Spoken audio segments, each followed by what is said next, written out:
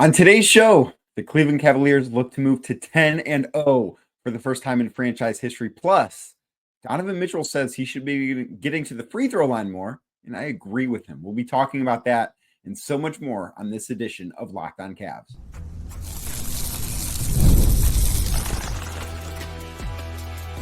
You are Locked On Cavs, your daily Cleveland Cavaliers podcast, part of the Locked On Podcast Network, your team every day. What's up, everybody? My name is Danny Cunningham. You might know me from my time covering the Cleveland Cavaliers, places like my new Substack, The Inside Shot, 92.3 The Fan, Cleveland Magazine, a number of other stops along the way. I want to say thank you to you for making Locked On Cavs your first listen today and every day. You can find the show anywhere you get your podcasts, Apple, Spotify, anywhere else. Drop us a 5-star rating. Leave us a nice review. Be a friend. Tell a friend about the Locked On Cavs podcast. Make sure you're subscribed. Make sure your friend is subscribed. We're also available on YouTube. Just search Locked On Cavs on YouTube. If you're watching this video right now, hit that thumbs up button for me. Click the subscribe button and hit the notification bell so you don't miss the latest Locked On Cavs content as soon as it is available. A proud part of the Locked On Podcast Network, your team every day. Today's episode, of course, brought to you by Prize Picks. Download the app today and use code LOCKEDONNBA to win $50 instantly when you play your first $5 lineup. Prize Picks, run your game. Also need to let you know that Locked On Cavs now has a newsletter introducing the Locked On Cavs daily newsletter. It's your one stop for ultimate team and league coverage delivered right to your inbox. Sign up for free now at LockedOnDaily.com. That's LockedOnDaily.com and start your day with the all-new free Locked On Cavs newsletter. So the Cavs tonight taking on the Golden State Warriors at Rocket Mortgage Fieldhouse, looking to move to 10-0 for the first time in franchise history. I think it's really cool that the Cavs have this opportunity to win, their 10th consecutive game against the Golden State Warriors, considering the history between these two organizations, what really started developing 10 years ago this season was the Cavs' first finals run of that second LeBron era. It was the first of 4 consecutive matchups with the Golden State Warriors in the finals. So for this matchup to happen at Rocket Mortgage Fieldhouse as the Cavs go for 10-0, they're the only undefeated team left in basketball. They've got the best record in the NBA. It's been an incredible start to the season. I think it's really cool. And I think it's cool too that this should be a great game. The Warriors are off to a great start as well. They're not getting the same amount of love as the Cavs, and they shouldn't be because the Cavs are undefeated and the Warriors aren't. But Golden State's 7-1. They're coming off of a win on Wednesday night in Boston over the Celtics, a very impressive win. Warriors have started off 5-0 on the road. They've gotten off to a very, very good start to the season. Again, not as good of a start as the Cavs have gotten off to, but I do think it's a cool thing that this game in which the Cavs have an opportunity to go 10-0 to start the season in is between two teams with a combined record of 16-1. I think that's a really cool thing. I think that's a great way to start the weekend. And I do think, just as a general NBA thing, I think the games have been really good so far. Like Wednesday night was an awesome night of action in basketball, and Friday night should be no different. And this is a game that you really can't flex games early in the season as far as national television goes, but this is one that deserves to be on a nationally televised audience. It does. So what I do want to also dive in today is what Donovan Mitchell had to say after the Cavs win on Wednesday night over the Pelicans, where he spoke, small group of reporters on the road. Serena Winters tweeted this out. Chris Friedel wrote about it in Cleveland.com. But Donovan Mitchell's comments about officiating, because the Cavs have been a team, and I agree with him, maybe not 100% with everything, but I do agree with him to a certain extent about this, because the Cavs have been one of the best offenses in basketball, and they've done it without utilizing the free throw line. They've not gotten to the line a bunch. This has nothing to do with officiating, but when they've gotten to the line, they haven't capitalized on those opportunities. Like the Cavs rank near the bottom of the league in every free throw category there is offensively. It's not a pretty picture, but Donovan essentially brought up the Cavs are at the top or near the top in a few different categories offensively, like drives to the basket, that you would think would mean they're getting to the foul line more frequently than they are. They are right now third in the NBA in drives to the basket per game. They are, and this is with games going on Thursday night as I record this, so I don't have stats. This could update by the time you're listening to this or watching this Friday morning. This could change slightly, but it's more the overall picture that you get. They're 26th in free throw attempts. They are only taking 19.6 free throw attempts per game. On Wednesday night, Zion Williamson for New Orleans took as many free throws on his own than the Cavaliers did as a team. Donovan Mitchell right now is averaging a career low in free throw attempts. Now, this is a small sample size. It's only been 9 games, but it is something that is worth talking about, because when a team operates the way that the Cavs do, where they're attacking the basket as frequently as they are, it can feel like something's up a little bit. And my instant reaction was, okay, the Cavs have been such a good offense. They've been such a good 3-point shooting team. I tend to dig into, is that why they're not getting to the line? Because they're, shooting more threes. Well, they're actually not shooting more threes. Going into play on Friday, the Cavs are 17th in 3-point attempts per game in the NBA. Typically, teams that are in, the top 5, top 10 don't rank very high in free throw rate. Like, they don't get to the line a ton because they're attempting so many threes. Entering this season, I thought the Cavs would be taking more 3-pointers than they are. I think there's room for growth there. I think they should be taking, especially with how well they're shooting them, I think that the Cavs should be taking more 3-pointers than they are still. But I went through and looked, because as I mentioned, they're 17th in 3-point attempts per game. It's like they're at right around 36 or 37 attempts. And they are 26th in free throw attempts. So those two numbers don't really match up. There are, again, this is before play starts on Thursday, so this can change. There are 14 teams in the NBA right now that shoot more 3-pointers per game than the Cavs and more free throws per game than the Cavs. That doesn't add up, because, like I said, when you shoot a lot of threes, typically you're not taking a ton of free throws, because a higher percentage of your attempts are coming from beyond the arc. And as we know, if you watch basketball, fewer fouls are called out there because there's far less contact. The most fouls, the most times you're going to get shooting fouls is when you're going to the basket, on drives to the basket, where the Cavs rank very high.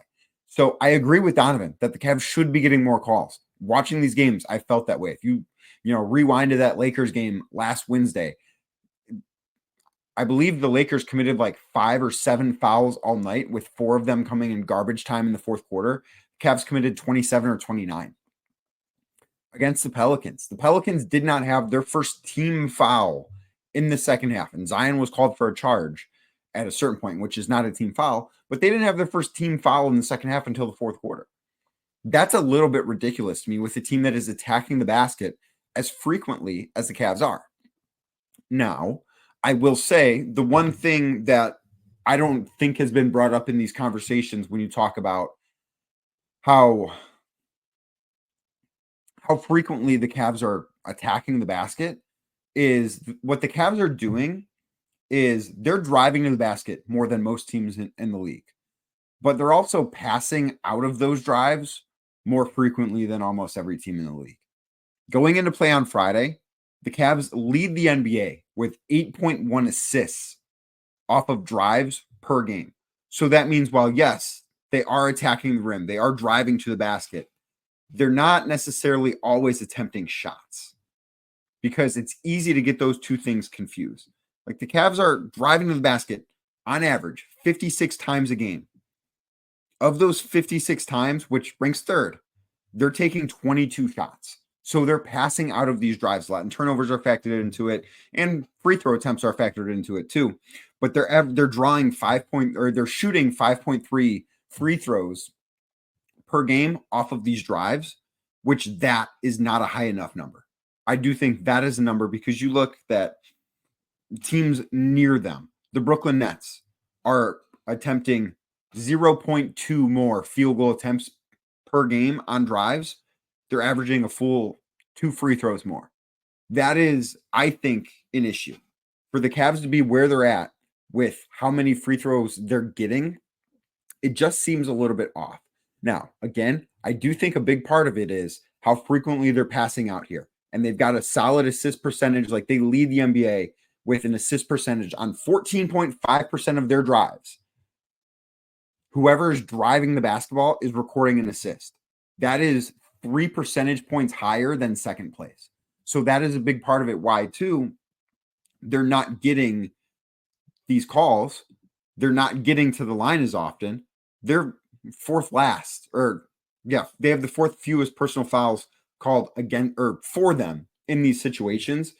But a big reason why is that assist percentage is so high. The pass percentage for them is 46%. So on 46% of their drives, the Cavs are actually not attempting a shot. They're actually, turning it over or getting fouled. They're passing the basketball. Now that's led to good offense, but it's also part of the reason why they're not getting to the line quite as often as you would think when you see just how many drives per game they have. And I do think another thing that's worth bringing up here, and I will try and do so quickly, but it's worth bringing up too that maybe they're not getting as many calls driving to the basket because they actually have more space to do it. Where in the past with how they've operated offensively, things have been kind of bogged down. They haven't had the proper space that they've needed. I think that's a little bit different this year. And maybe, just maybe, I don't know, maybe this stat is a reflection of that. I think it's fair to give it a little bit more time, but I understand Donovan Mitchell's gripe, and I do think that the Cavs should be shooting more free throws than they've been shooting so far. Now, the Cavs have also won games because they've gotten some pretty impressive contributions from guys coming off the bench. We're going to talk about who I think has been the most impressive bench player for the Cavs so far this season. That's straight ahead right here on Locked On Cavs. Today's show is brought to you by Prize Picks. Prize Picks is the place to go if you want your daily fantasy fix, because right now you can win up to 100 times your money on Prize Picks with as little as 4 correct picks. That doesn't seem that hard, right? I could get 4 things right. If I get 4 things right, I can win up to 100 times my money. That sounds awesome. And Prize Picks is truly the best way to get action on sports in over 30 states. That includes California, Florida, Georgia, Texas, states that, sports gambling might not be legal in. Prize Picks is legal. And Prize Picks is the only real money daily fantasy platform with an injury insurance policy too, so that your lineups stay in play even if one of your players gets injured. If your player leaves in the first half and doesn't return, Prize Picks keeps your lineup live. That's a really nice thing to have. I mean, you hate to lose because someone gets hurt. Prize Picks is taking care of you. They're throwing you a bone there. That's a really nice benefit that Prize Picks has. Prize Picks also does now offer Venmo for quick and easy deposits and withdrawals into your account this season. So sign up today and get $50 instantly when you play $5. You don't even need to win to receive the $50 bonus. It's guaranteed.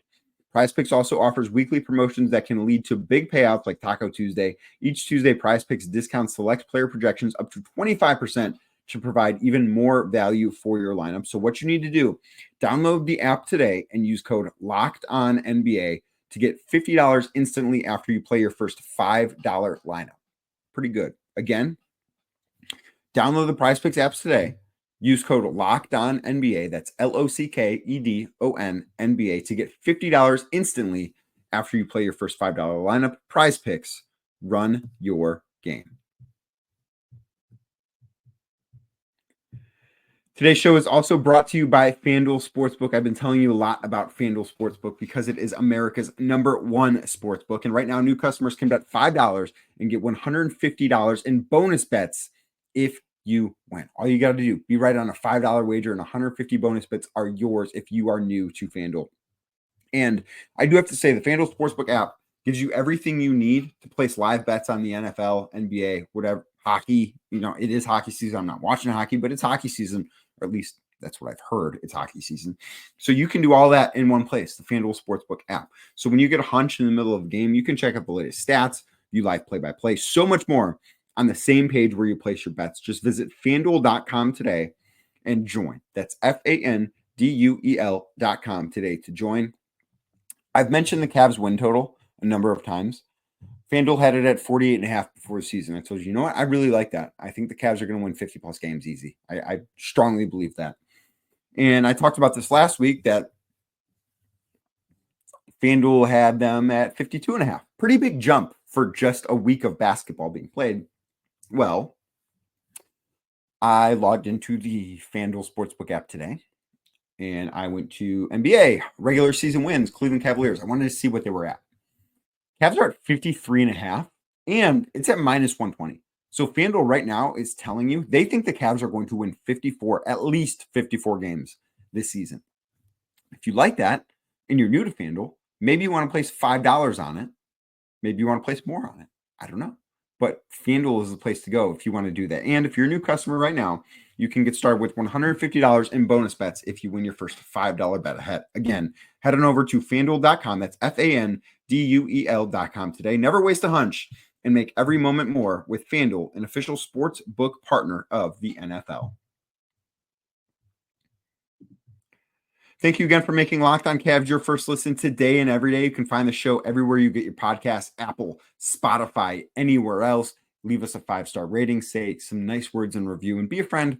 Tell a friend about the Locked On Cavs podcast. Make sure you're subscribed. Make sure a friend is subscribed. Also, we are available on YouTube. Just search Locked On Cavs on YouTube. If you're watching this video right now, do me a favor, hit that thumbs up button, click subscribe, and hit that notification bell for me too, so you don't miss the latest Locked On Cavs content. So I did get a couple of questions that people wanted answered on this episode. I threw out a little thing on Twitter and on Blue Sky too, looking for, I thought this might be a good time to check what people are thinking, what people want to hear about. One of the questions that I got, I thought was a really good question. And it's about the bench that the Cavs have been deploying, because the Cavs, what has been a big difference between last year and this year is the Cavs have gotten more production from guys coming off the bench than they have. They haven't had to rely on the starters nearly as much as they had. So Nathan Toft, sorry if I'm saying that wrong, asks, the core four earning their flowers and deservedly so, but of the bench bunch, who has been the biggest surprise and why? So I think the biggest surprise for me has been Ty Jerome. Not because Ty Jerome's been the best player off the bench. I don't believe that to be true, but coming into the season, I wasn't counting on Ty Jerome to be anything. Ty Jerome was sort of a player that was out of sight, out of mind before Kobe Altman at his preseason availability said that, Ty Jerome's been the MVP of September. I don't want to say you had forgotten about him, but you weren't counting on him, I don't think, to provide much to this team. Just not because he wasn't capable of it, but because we hadn't seen him do it in a Cavs uniform. He played 15 minutes last year. It was difficult for me personally to look at a guy who had played 15 minutes last year, had a pretty significant injury, and expect him to be a big part of this team. So I've been very impressed. I think Ty Jerome deserves a lot of credit for the way he's played basketball this season. I don't think the Cavs win that game against New Orleans without Ty Jerome on the floor. I thought he was tremendous in that game. Now, he's not been great every game. You can go back, watch that New York game. I didn't think he was terrific there, but I thought Ty Jerome, for the most part, has had a really strong start to the season. And that is not something that I expected. He's the biggest surprise for me. Now, as far as who I think has been the best player for the Cavs coming off the bench, and I know he's not played in every game because of, that I guess nagging knee injury, but it's Caris LeVert. And his counting stats aren't great because he's not playing a super heavy load of minutes, which I think is a really good thing for Caris LeVert. He's only playing 22 minutes a night, but what LeVert's doing shooting the basketball has been phenomenal. And it's not that he's just scoring. It's that he's doing a little bit of everything. In 22 minutes a night, he's averaging 12.6 points and 4.6 assists. Coming off the bench, that's a really, really, really impressive performance. Now, that's not going to sustain because Caris is shooting 60% from the floor. I don't think that'll keep up. And he's shooting 52% from three. I know that won't keep up. Now, I think he'll shoot free throws better. Like, he's only shooting 58% from the free throw line, which, as I addressed earlier in the show, is an issue with the Cavs overall. But I've been really impressed with what Caris LeVert has done so far this season. I think he's been really, really good. I think he has benefited. I don't know. I can't say he's benefited more than anybody from Kenny Atkinson being the head coach of the Cavs. But I do think Atkinson has provided him with some familiarity that given that he played for Kenny earlier on in his career. And I think there's been clarity more so now than ever as to what his role is. I think it's been really good that while Dean Wade has been out, Caris LeVert has still come off the bench, that he's not been put into the starting lineup. I don't think that's a wise thing for the Cavs to do. I think keeping Caris coming off the bench is the best thing that they can do. And they've done that, and they've handled him really, really well. I think that is something that he's been the one that I think has been the best. But Ty Jerome has been the player coming off the bench that I look at and say, okay, I think I'm the most impressed with him, just because I didn't know what to expect, if anything, before this season coming from Ty Jerome. So the starting lineup, I do think, is something that's interesting. And Susan asked this too on Twitter, asked, who gets the start when Max Strus is back healthy? And I would expect Max Strus to miss at least a couple of more weeks. I did see him in the locker room the other night after the Cavs won on Monday night against Milwaukee. He was walking through the locker room. It wasn't a walking boot on that foot ankle area, but it was definitely a piece of hardware. I don't know what exactly it would be called. It wasn't a walking boot, but it was at least a medical device was on that ankle, on that foot, over his shoe. So I would expect him to miss at least a couple of more weeks. I don't know how severe it is right now. When I've talked to people about it, like is immediately go, is this a Ty Jerome situation from last year? And is this a Craig Porter Jr. thing, even where Craig Porter sprained his ankle the last game of the regular season and told us he wasn't really all the way back until July before Summer League. And I've been told it's not rising to that level of seriousness, that, the initial timeline is something that I do think should be stuck to, but we're only like 2.5 weeks into that. So it's going to be at least a few more weeks before we start hearing rumblings, I think, of Max Strus being back on the floor. When he does come back, I don't think I would put him in the starting lineup right away, because I think he's going to have to work his way back into being in game shape. As I mentioned on yesterday's podcast, that game shape is something that can only be achieved by playing in games. But I think once he's all the way back, the Cavs will be at their best with Max Strus in the starting lineup. Dean Wade is a really nice fit there, but I think Max Strus will be a better fit. And I think bringing Wade off the bench will be a really good thing for the Cavs as well. So when we get there, I don't know when that will be, but when we do get there, I do think Strus should be in the starting lineup. I want to talk a little bit about Evan Mobley and how much of a priority his offense should be for the Cavs. That's straight ahead right here on Locked On Cavs. Today's show is brought to you by Skims. Yes, Skims. They make men's underwear. You might not have known that. Maybe you've got some complaints about the underwear you're wearing, but I can tell you, I've worn a lot of different brands of underwear throughout my life. I got some Skims for men underwear, and it is, and I'm not lying, I'm not trying to juice this up, it is the most comfortable underwear I have ever worn. It is absolutely fantastic. When I found out Skims was making underwear for men, as you might imagine, I was a little skeptical. I'm like, why would I want that, right? And then I tried it. And I said to my fiance, I'm like, this is the best underwear I've ever worn. I've worn various brands. This is the best one. And I still feel that way. Like, it is my favorite pair of underwear to have on. And if you give it a try, it very well could become your favorite underwear to have on.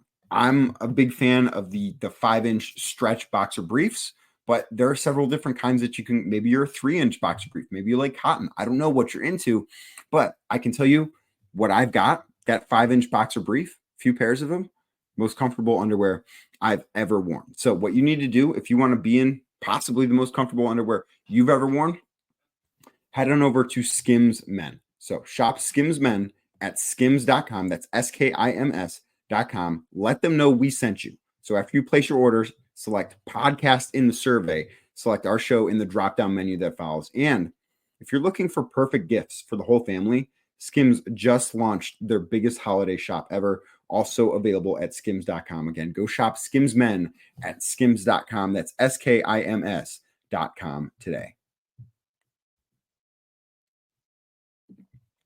Thank you again for making Locked On Cavs your first listen today and every day. You can find the show anywhere you get your podcasts: Apple, Spotify, anywhere else. Drop us a 5-star rating. Leave a nice review. Be a friend. Tell a friend about the Locked On Cavs podcast. Also available on YouTube. Just search Locked On Cavs. If you're watching this, hit that thumbs up button for me. Click subscribe and hit the notification bell so you don't miss the latest content from Locked On Cavs. Chad in Carolina asked on Blue Sky, do you think the emphasis to get Evan Mobley more involved offensively will remain a priority all season? I do, and I feel very strongly about this. I think this will be the case because I think the Cavs recognize, I think Donovan Mitchell recognizes, I know Kenny Atkinson recognizes that for this team, and this start has been awesome, and they've won games in a lot of different ways, and that's what's been so impressive about it. It's not as if Donovan Mitchell's just been on an insane heater for 2 weeks. They've won basketball games in different ways. But my belief is that they realize that for this team to ultimately get to where it wants to go, Evan Mobley needs to be a big part of what they do offensively. So there will be growing pains. What we saw, obviously, on opening night in Toronto was the best we've ever seen from Evan Mobley. We haven't seen a ton of nights like that since. That Lakers game, he was really good. I think he's been really good in some other games. There have been, games like the Pelicans one, he didn't have a good night.